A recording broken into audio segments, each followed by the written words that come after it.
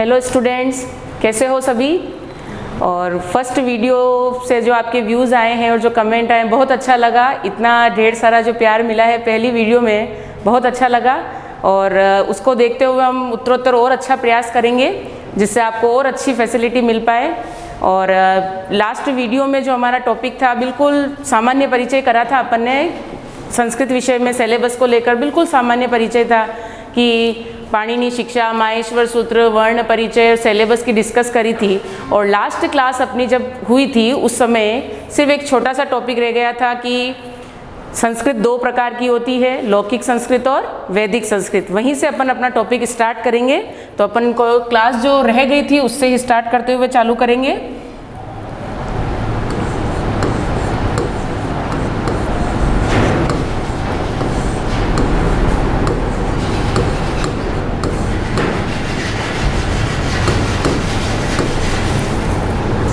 संस्कृत भाषा दो प्रकार की होती है। पहली लौकिक संस्कृत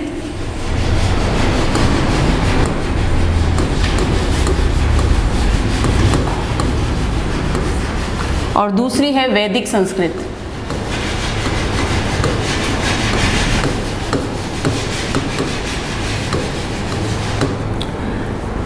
जब लास्ट वीडियो चली थी अपनी उसमें अपन ने कहा था कि माहेश्वर सूत्र और पाणिनि शिक्षा। माहेश्वर सूत्र के अनुसार स्वर 9 होते हैं और पाणिनि शिक्षा के अनुसार स्वर 21 या 22। वैसे ही हम पढ़ते हुए लिख रहे हैं कि संस्कृत दो प्रकार की होती है, लौकिक संस्कृत और वैदिक संस्कृत। लौकिक संस्कृत को सामान्य संस्कृत ही कहा जाता है।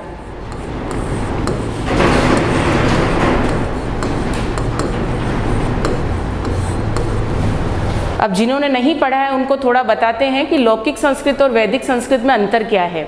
लौकिक संस्कृत जो वर्तमान में विद्यालयों में आरपीएससी या एनसीईआरटी जहाँ पर भी जो स्कूलें चलाई जा रही है उन सभी में लौकिक संस्कृत पढ़ाई जाती है। जो अभी 6 से लेकर 12 तक की बुक्स में केवल लौकिक संस्कृत का ही सिलेबस है। वैदिक संस्कृत रामायण से पहले जितने भी काव्य लिखे गए हैं वो सभी वैदिक संस्कृत में लिखे गए हैं। और वैदिक संस्कृत रामायण के पहले तक थी, उसके बाद लौकिक संस्कृत का प्रारंभ हुआ। इसलिए रामायण को अपन आद्य काव्य भी कहते हैं क्योंकि लौकिक संस्कृत का प्राकट्य वहीं से हुआ है। तो लौकिक संस्कृत को ही क्या कहा जाता है? सामान्य संस्कृत। और वैदिक संस्कृत जो रामायण से पहले की थी। हमारे सभी वेद वैदिक संस्कृत में ही लिखे हुए हैं। रामायण से पूर्व की जो संस्कृत थी वो वैदिक संस्कृत थी। अभी वर्तमान में केवल जो वैदिक स्कूल हैं वहीं वैदिक संस्कृत का प्रयोग होता है। तो संस्कृत में लौकिक संस्कृत और वैदिक संस्कृत के अनुसार स्वर कितने होते हैं? तो लौकिक संस्कृत का मतलब होता है सामान्य संस्कृत अर्थात माहेश्वर सूत्र, जो आपने लास्ट वीडियो में पढ़े थे। तो माहेश्वर सूत्र के अनुसार अपन ने स्वर पढ़े थे 9, वही स्वर होंगे लौकिक संस्कृत के अनुसार। और वैदिक संस्कृत के अनुसार जो स्वर होते हैं वो हो जाते हैं 3। तो आपके सामने पहला अंतर, संस्कृत तो हो गई दो प्रकार की, लौकिक संस्कृत और वैदिक संस्कृत। लौकिक संस्कृत के अनुसार स्वर कितने हैं? जो माहेश्वर सूत्र के अनुसार हैं यानी कि 9। और वैदिक संस्कृत के अनुसार स्वर कितने हैं? तो 3। अब ये 3 स्वर कौन से हैं? तो उदात्त, अनुदात्तः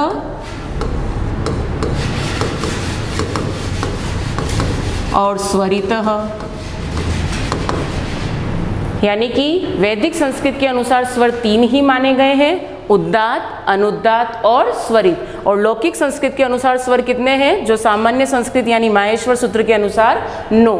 यानी पहला जो सामान्य अंतर जिसमें थोड़ा सा पढ़ते हुए अपन को पता चले कि संस्कृत दो प्रकार की होगी, लौकिक संस्कृत और वैदिक संस्कृत। लौकिक संस्कृत के अनुसार स्वर कितने हैं? तो 9। और वैदिक संस्कृत के अनुसार कितने हैं? तो 3। इसी क्रम में पढ़ते हुए चलते हैं कि स्वर और कितने तरह के हो सकते हैं। तो अभी तक आप इसे चाहे तो नोट कर सकते हैं कि सबसे पहले आपने पढ़े माहेश्वर सूत्र के अनुसार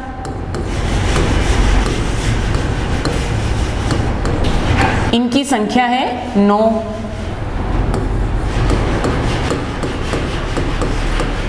पाणिनि शिक्षा के अनुसार ये हो गए 21 या 22।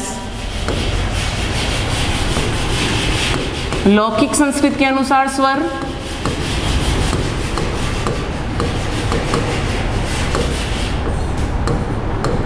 ये 9 ही हैं जो माहेश्वर सूत्र में पढ़े जाते हैं।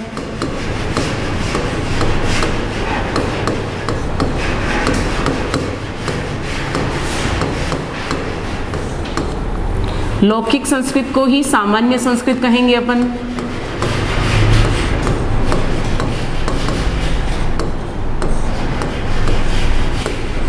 वैदिक संस्कृत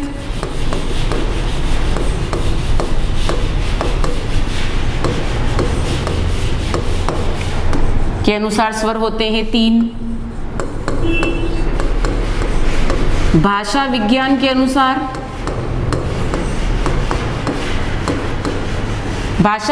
अनुसार स्वर होते हैं 13।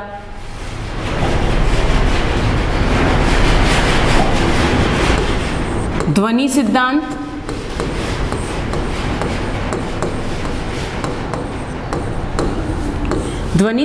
के अनुसार स्वर होते हैं 11।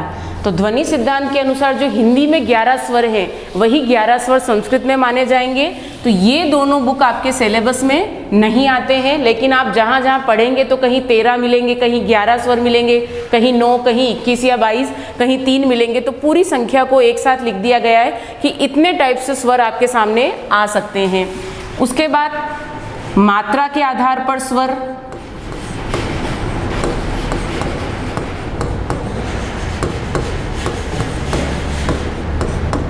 यहाँ आपको पढ़ा देते हैं थोड़ा सा। संस्कृत में जो 3 प्रकार की मात्राएं हैं उन्हीं को मात्रा के आधार पर स्वर कहा जाता है। तो कहीं पर भी अगर क्वेश्चन आ जाए कि मात्राओं के आधार पर स्वर कितने होते हैं, तब भी आपको बताने हैं 3। तो मात्राओं के आधार पर स्वर कितने हैं? 3। और कौन से हैं? जो संस्कृत में तीनों मात्राएं हैं वही इनके स्वर कहलाएंगे। स्वर, ऋस्व, दीर्घ और प्लूत। यानी कि मात्रा के आधार पर जब स्वर कहा जाता है तो आपके सामने वापस उत्तर आएगा 3। पहला ऋस्व, दूसरा दीर्घ और तीसरा प्लूत।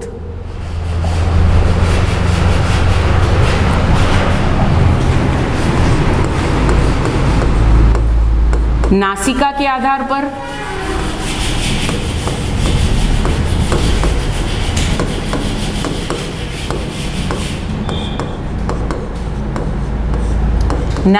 आधार पर स्वर होते हैं 2।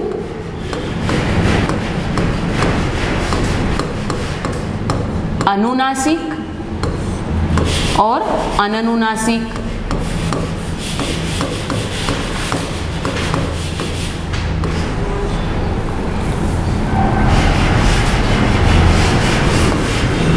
नेक्स्ट पॉइंट आता है उच्चारण के आधार पर स्वर।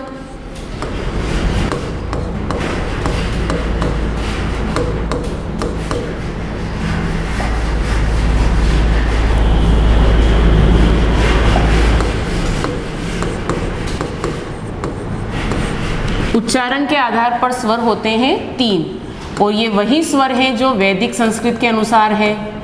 तो वैदिक संस्कृत में अभी आपको बताए थे स्वर कितने होते हैं? 3।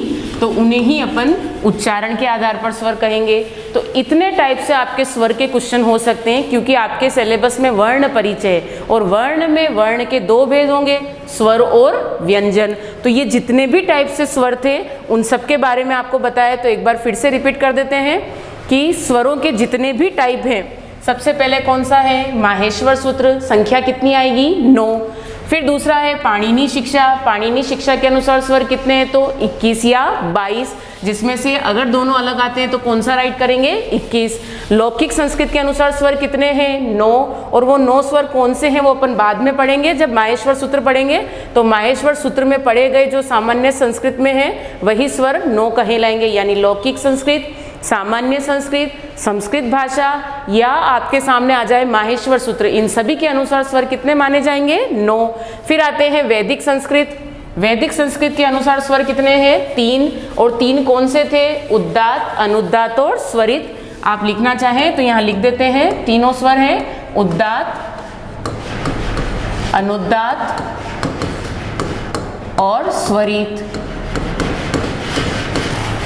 भाषा विज्ञान के अनुसार स्वर कितने होते हैं? 13। एमए के स्टूडेंट को पता होगा, उनके सिलेबस में भाषा विज्ञान की पूरी बुक है। तो भाषा विज्ञान के अनुसार स्वर कितने माने गए हैं? 13। ध्वनि सिद्धांत के अनुसार स्वर कितने हैं? 11। ये वही 11 स्वर हैं जो हिंदी में चलते हैं।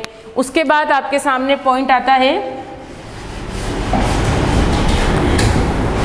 मात्रा के आधार पर स्वर। तो मात्रा के आधार पर स्वर कितने हैं?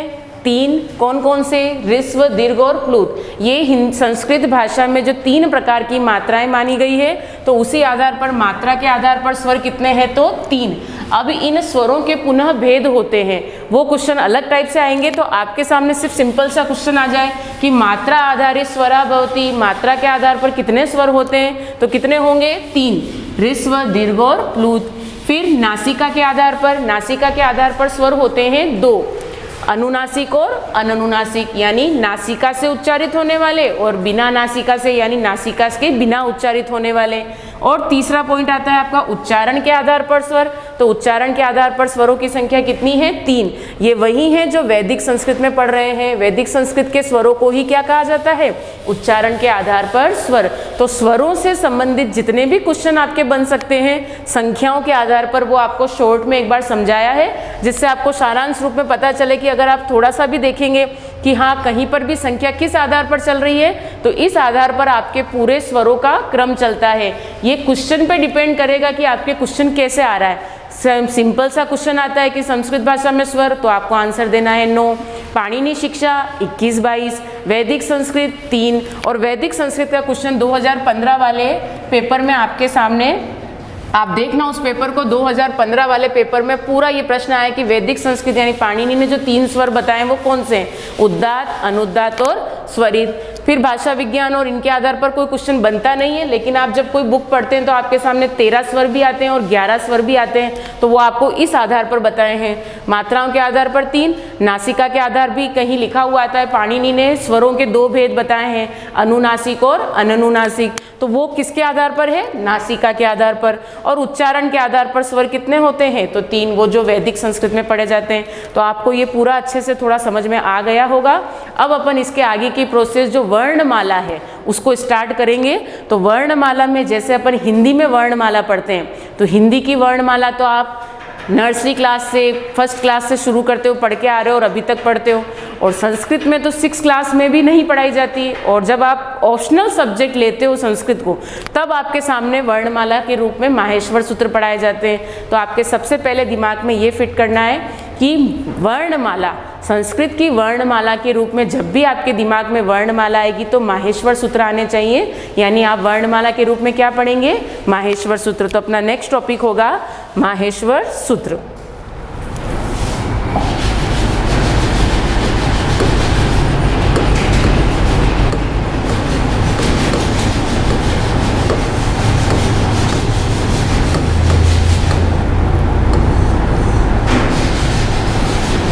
यहाँ आपको नाम से ही पता चल रहा है, माहेश्वर सूत्र यानी भगवान शिव से उत्पन्न हुए, यानी डमरू की ध्वनि से जो स्वर उत्पन्न हुए हैं, जो वर्ण उत्पन्न हुए हैं, उनको क्या नाम दिया गया है? माहेश्वर सूत्र।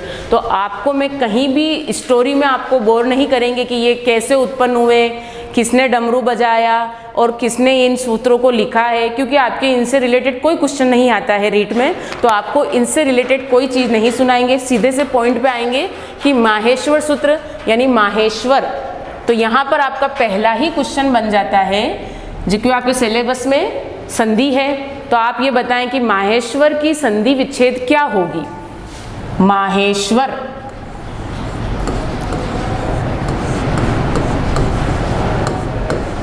माह धन ईश्वर। तो यहाँ पहला ही आपका संधि विच्छेद का प्रश्न बन जाता है कि माहेश्वर शब्द का संधि विच्छेद करें। तो संधि विच्छेद क्या होगा इसका? माह धन ईश्वर। और इसमें कौन सी संधि है? तो गुण संधि। जब संधि को पढ़ाएंगे तब पूरा, लेकिन आपके टॉपिक का नाम में कौन सी संधि है या इसका संधि विच्छेद क्या है, तो एग्जामिनर कहीं से भी आपके प्रश्न उठा के पूछ सकता है। तो माहेश्वर सूत्र का संधि विच्छेद जब करते हैं तो क्या आता है? माह धन ईश्वर। और इसमें कौन सी संधि है? गुण संधि। अब माहेश्वर सूत्र संख्या में कितने हैं और इन माहेश्वर सूत्रों को क्या क्या कहा जाता है, किस नाम से बुलाया जाता है, वो अपन पढ़ेंगे। तो माहेश्वर सूत्र संख्या में जब इनकी संख्या कही जाए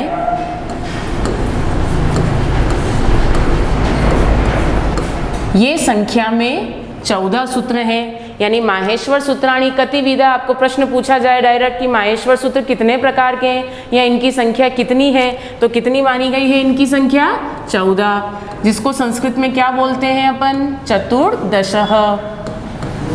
तो दोनों टाइप से ध्यान रखना है, संख्या आए तो भी और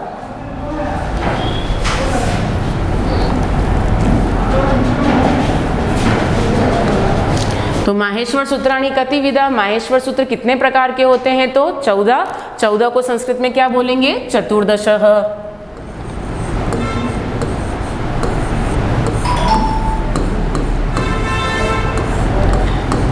अब मैंने आपके सामने एक शब्द लिखा है अपर नाम। अपर नाम यानी दूसरा नाम। जैसे अपने घर में भी किसी का बाहर का नाम अलग होता है, घर का नाम अलग होता है, वैसे ही माहेश्वर सूत्र का दूसरा नाम यानी अपर नाम का मतलब होता है दूसरा नाम। यानी इनको और किन किन नामों से बुलाया जाता है, क्योंकि माहेश्वर सूत्र तो आपके सामने क्लियर पता चल रहे हैं कि ये माहेश्वर सूत्र है, लेकिन इनको और किन नामों से बुलाया जाता है। तो सबसे पहला आता है प्रत्याहार सूत्र। तो माहेश्वर सूत्रों को ही क्या कहा जाता है, प्रत्याहार सूत्र। अक्षर समाम्नाय,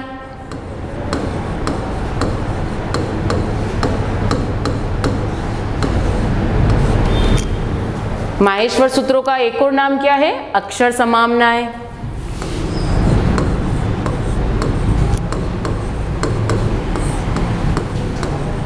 चतुर्दशः सूत्र,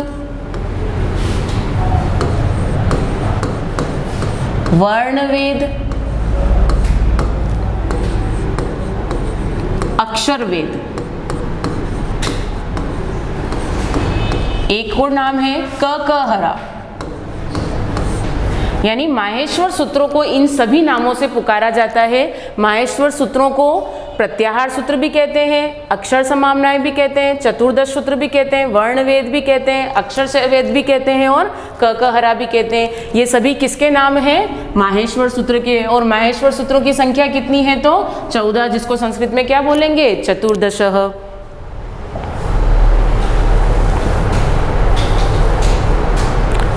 अब आपको माहेश्वर सूत्र लिखवाए जाएंगे। ये माहेश्वर सूत्र संख्या में 14 हैं। इन 14 में वर्णों का क्रम आगे पीछे नहीं होता है कि अपन मर्जी से किसी भी वर्ण को आगे पीछे लिख दें या किसी भी वर्ण को मर्जी आए जैसे सूत्र को ऊपर नीचे कर दे, ऐसा नहीं होता है। जो वर्ण जहां अपन पढ़ेंगे वो वहीं रहेगा। जैसे कि अपन स्टार्टिंग से इसको लिखेंगे कि इन वर्णों में एक भी वर्ण, क्योंकि इनसे पूरे प्रत्याहार बनते हैं, तो प्रत्याहार बनते समय कहीं भी कोई भी वर्ण को आप आगे पीछे नहीं करोगे। अगर आगे पीछे हो जाएंगे तो आपके प्रत्याहार पूरे परिवर्तित हो जाएंगे। इसलिए माहेश्वर सूत्र पढ़ते समय वर्णों का विशेष ध्यान रखना है। अब आप हिंदी की वर्णमाला तो बड़े आसानी से पढ़ते आते हो, लेकिन माहेश्वर सूत्र की वर्णमाला जैसे ही पढ़ोगे तो आपको घबराहट होने लगी कि यार ये क्या चीज़ है। तो आपको उसको सिर्फ पढ़ना है। अगर वो आपको याद होती है तो बहुत अच्छी बात है, नहीं याद होती तो भी कोई दिक्कत नहीं है, लेकिन वर्णमाला क्या है उसका परिचय आपके सामने होना चाहिए। तो मैं आपको 14 ही सूत्र लिखूंगी। माहेश्वर सूत्र का पहला सूत्र,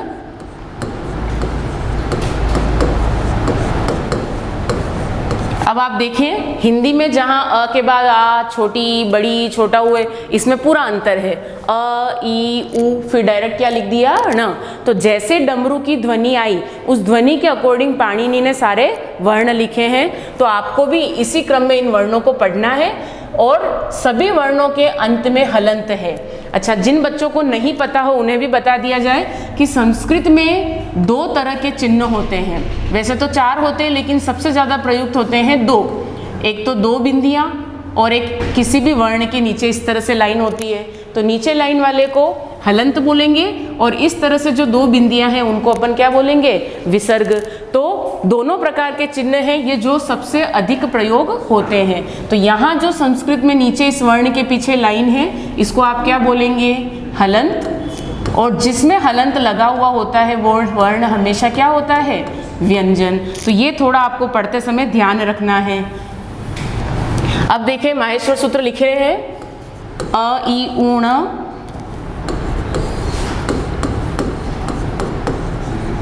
री ली क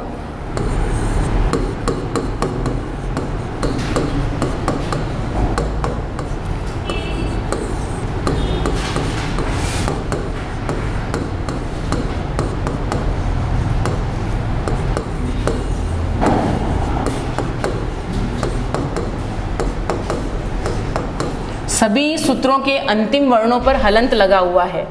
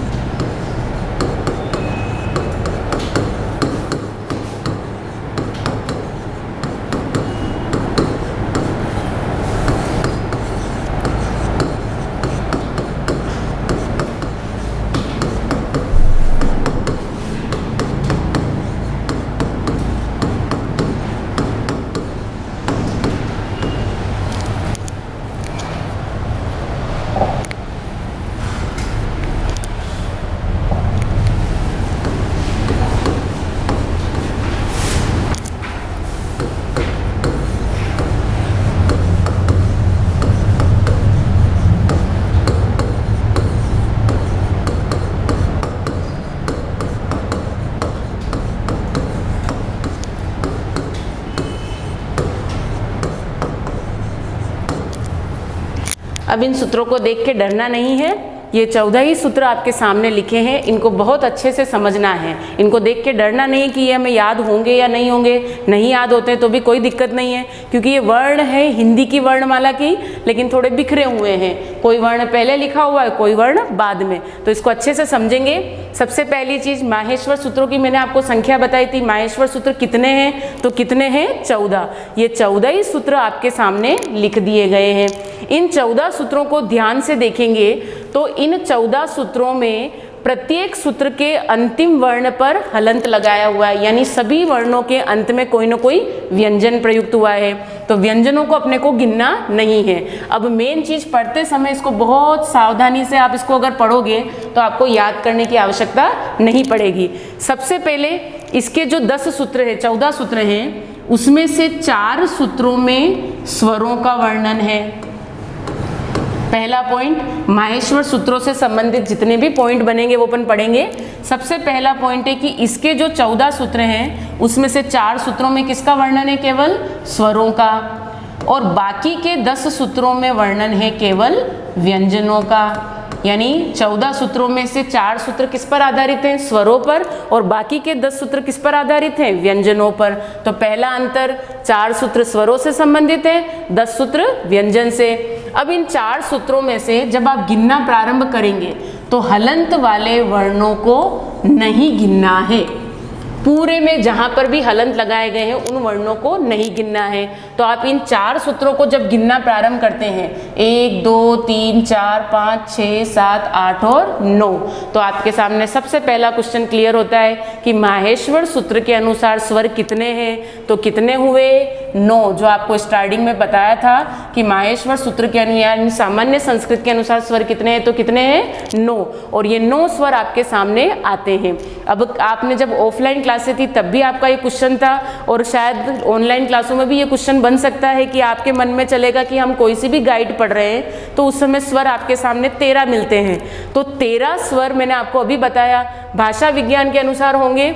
मूलतः संस्कृत में स्वर कितने हैं? 9, क्योंकि ये पूरी वर्णमाला आपके सामने है और इन वर्णमाला में आपके स्वर कितने बता रखे हैं? 9। उसके बाद जब आप 5 से लेकर 14 तक के सूत्रों के वर्णों को गिनेंगे तो आपको कौन से वर्ण पुनः नहीं गिनने हैं? हलंत वाले। तो हलंत वाले जब वर्ण नहीं गिनोगे तो आपके सामने टोटल संख्या आएगी 34 संख्या।